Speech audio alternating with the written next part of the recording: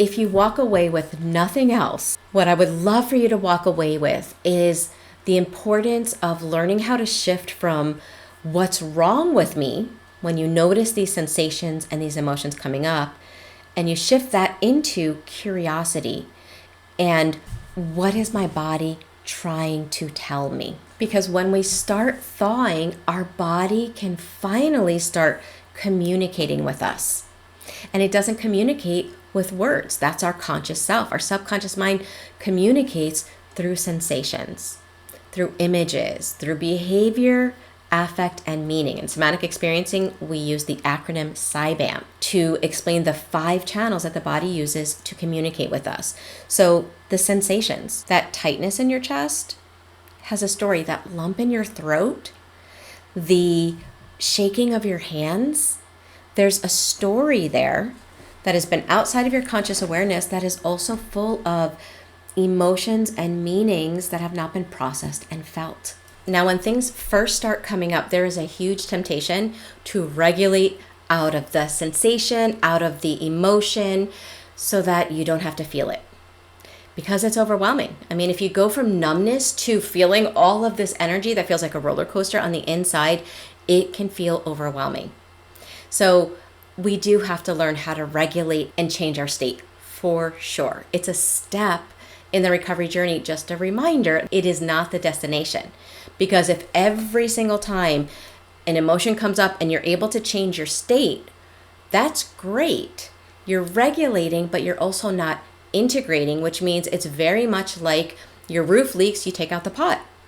But your roof never gets fixed. And so every time it rains, you got to take out that pot. Same thing with our emotions. If every time an emotion comes up, we just regulate out of it, we're never really helping our body to process it so that eventually that doesn't keep happening inside of us. So the goal isn't to get rid of the sensations, it's to get curious about them. It's interesting because I was just talking to a very dear friend of mine this weekend about this, who told me, she's like, Michelle, I've been doing so good. I feel so healed from my childhood trauma and then the toxic relationship that I was in for decades. I feel so good. And now all of a sudden I can't stop crying.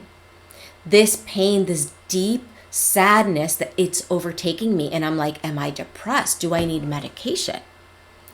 And so I asked her, I was like, might this be that you have now created so much safety in your body that the sadness from childhood that you couldn't feel, that's been repressed, might this be that sadness coming up from then? And she was like, that makes total sense. And so I was basically explaining to her what I'm explaining to you, is that when we start thawing and coming back to life, everything that was frozen is intact and has to be felt in order to be processed and integrated. And so then her response was, oh great, so I could just feel it and then I can get rid of it, right?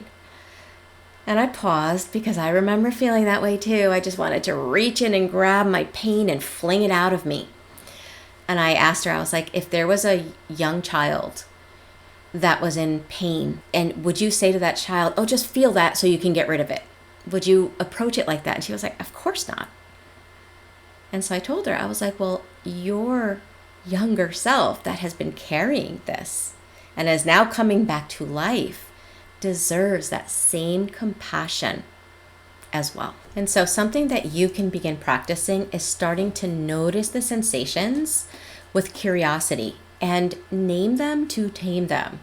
Once we can call them out and we can name them, they move from our midbrain, our fear brain centers, more to our thinking brain, and we have some space between us and them. And so what I mean by that is, instead of saying something like, this anxiety is killing me, name the sensation of the anxiety. Oh, this buzzing in my chest is here. I'm noticing some buzzing in my chest. Or instead of saying, I'm overwhelmed, I can't do anything, try noticing, how do you know when you're overwhelmed? What's the sensation of it? Oh, this heaviness in my shoulders, this weight on my body, or this pressure behind my eyes, or this tension in the back of my neck. I'm noticing this tension. It sounds like a small shift, but it changes so much because now you're observing the experience in your body instead of becoming the experience.